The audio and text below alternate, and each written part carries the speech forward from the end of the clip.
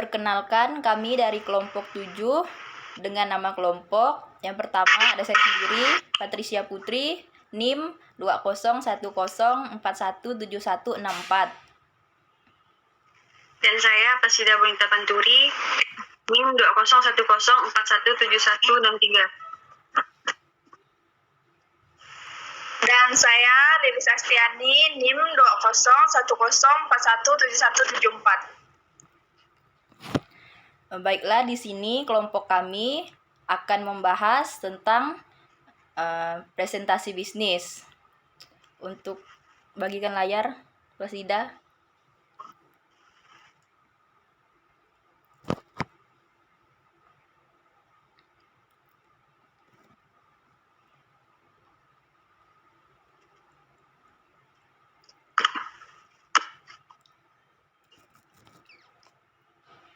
Apa itu presentasi bisnis? Next. Presentasi bisnis adalah presentasi yang dilakukan untuk kegiatan bisnis. Presentasi bisnis ini biasanya dilakukan untuk memperkenalkan suatu produk, mempromosikan produk, atau mengusulkan dilakukannya pengembangan produk atau bisnis. Next. Tujuan presentasi bisnis secara umum, presentasi bisnis memiliki 4 tujuan pokok, yaitu yang pertama, menginformasikan pesan-pesan bisnis kepada audiens. Pesan-pesan yang disampaikan harus menarik, sederhana, mudah dipahami, dan enak didengar audiens. Hindari bentuk presentasi yang membosankan, monoton, tidak jelas, dan sulit dipahami. Tujuan yang kedua yaitu menghibur audiens. Untuk mencapai tujuan presentasi bisnis, seseorang pembicara perlu menyelipkan humor-humor segar yang mampu menghidupkan suasana. Perlu diingat bahwa humor yang diselipkan dalam suatu presentasi bisnis hanyalah selingan dan bukan yang utama. Yang ketiga, menyentuh emosi audiens. Dengan gaya dan intonasi suara yang menarik, seorang pembicara mampu menggugah emosi audiens, seperti emosi bersemangat, terharu, hanyut dalam keprihatinan, dan sebagainya. Yang keempat, memotivasi audiens untuk bertindak sesuatu. Dalam memotivasi audiens, seorang pembicara perlu menyatakannya secara eksplisit dan menggunakan bahasa basa-basi. Next.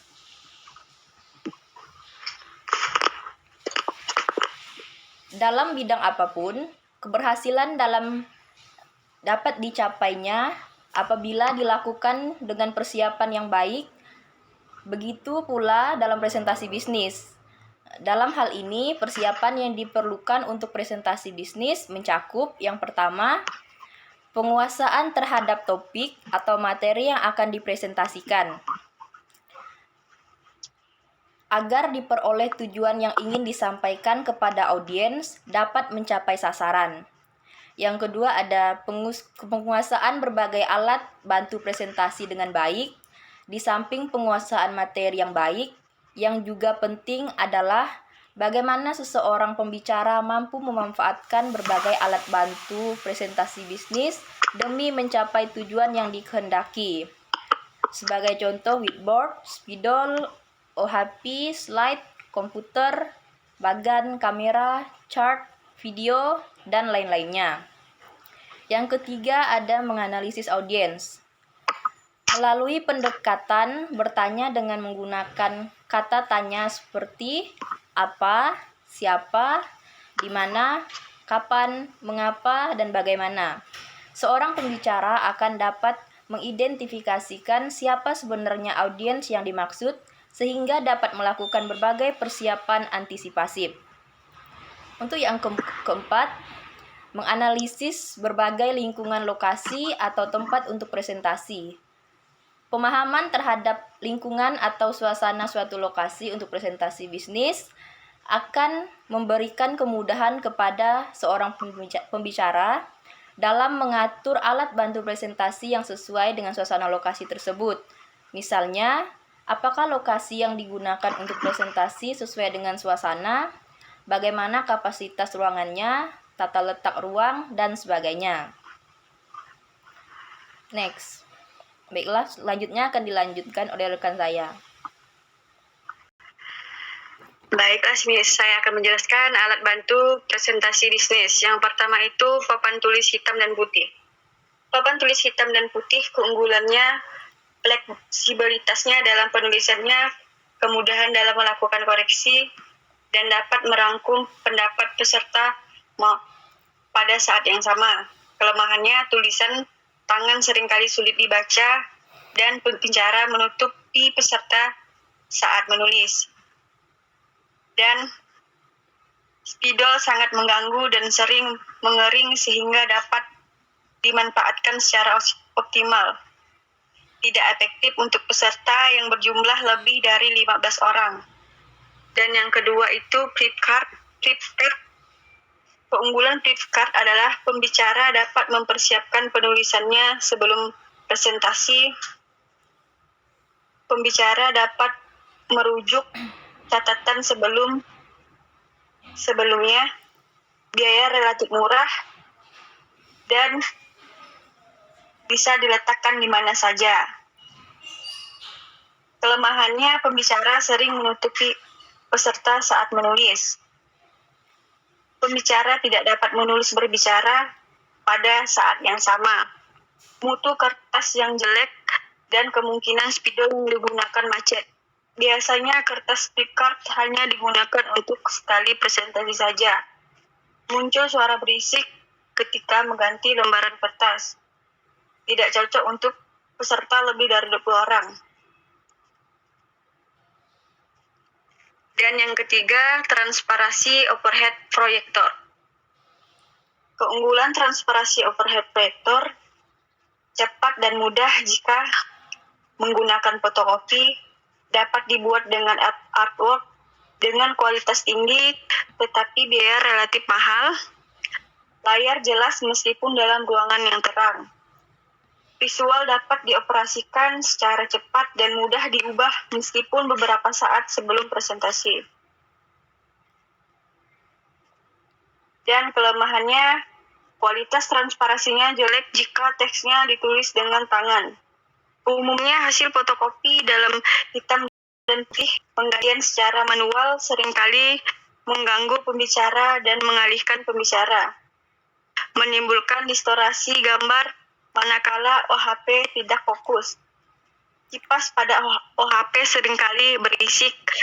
Transparansi sangat peka dengan bekas sidik jari dan mudah rusak. Dan yang keempat, slide.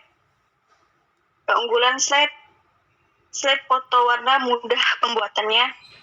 Slide grafis berkualitas tinggi dapat dihasilkan oleh PC. Dapat dimungkinkan slide dengan 3D dan efek khusus lainnya.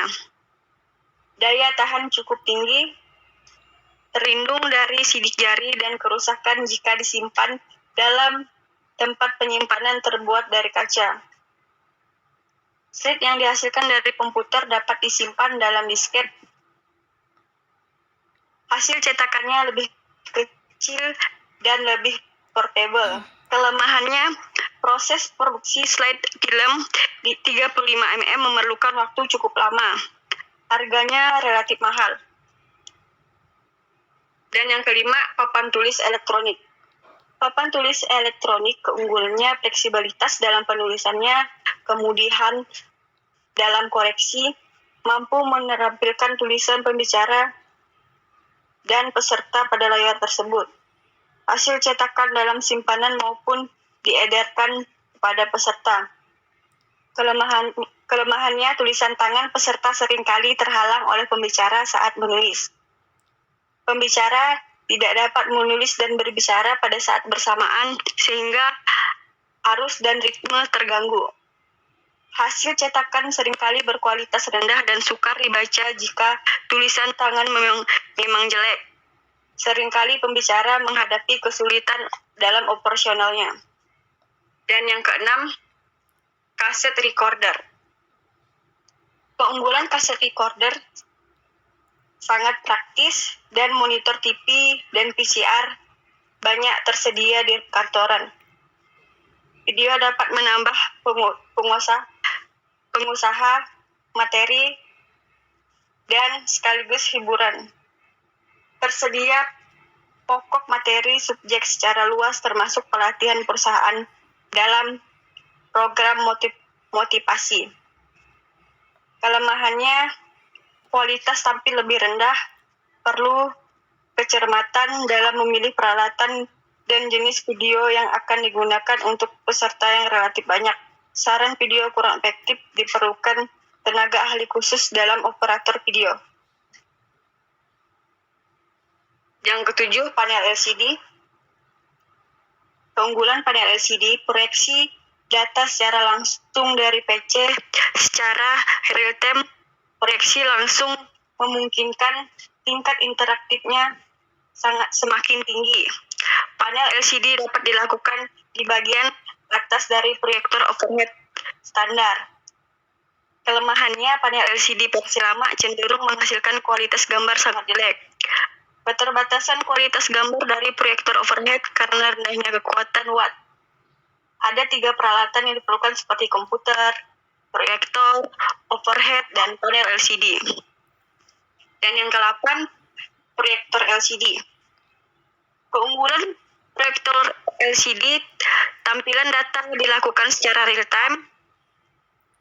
Presentasi bisa dilakukan secara interaktif dengan audiens. Dengan software presentasi, tampilan peserta menjadi semakin menarik karena yang ditampilkan dapat berupa data teks, suara, video. Kelemahan proyektor LCD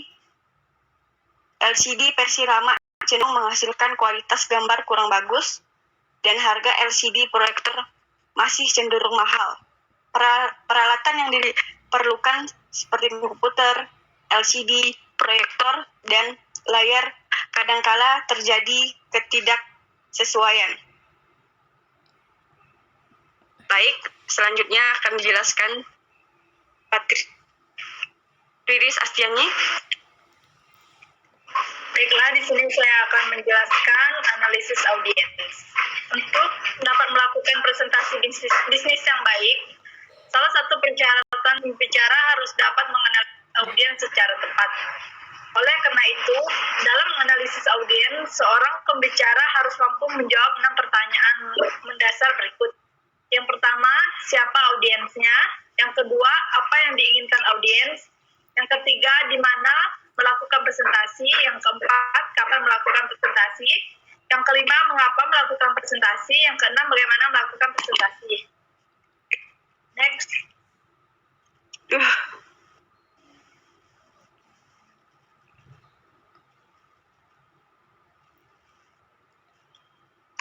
Analisis bahasa tubuh. Gerakan-gerakan yang sering dilakukan pembicara dalam presentasi bisnis antara lain meliputi ekspresi wajah, senyuman, kontak mata, gerakan tangan, gerakan bahu, gerakan kepala, dan cara berdiri. Next, Nita.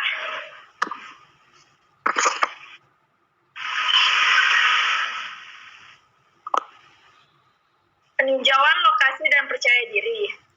Peninjauan lokasi perlu guna mengetahui secara mendalam kesiapan alat pendukung. Selain itu, juga guna mengetahui posisi alat bantu presentasi bisnis. Peninjauan lokasi juga mencakup tempat duduk dan tata letaknya, ruang ber-AC atau tidak, tata lampu, podium, posisi atau screen, posisi proyektor, dan sejenisnya. Salah satu faktor yang menyebabkan keberhasilan presentasi bisnis adalah adanya faktor percaya diri yang kuat dari pembicara. Next, Nita. Berlatih presentasi bisnis. Ada beberapa faktor untuk berlatih presentasi bisnis. Yang pertama, identifikasi audiens. Yang kedua, buatlah pokok-pokok presentasi bisnis. Yang ketiga, tulislah teks presentasi bisnis secara lengkap. Yang keempat, buatlah faktor rangkuman teks presentasi bisnis ke dalam sub-sub judul. Yang kelima, tulislah ke dalam kartu ukuran kartu pos. Baiklah, sekian dari kelompok kami mengenai presentasi kami, yaitu tentang presentasi bisnis. Jika ada kelompok lain yang ingin bertanya, kami persilahkan. Dan untuk sekarang kami akan akhiri video kami. Atas perhatiannya kami ucapkan terima kasih.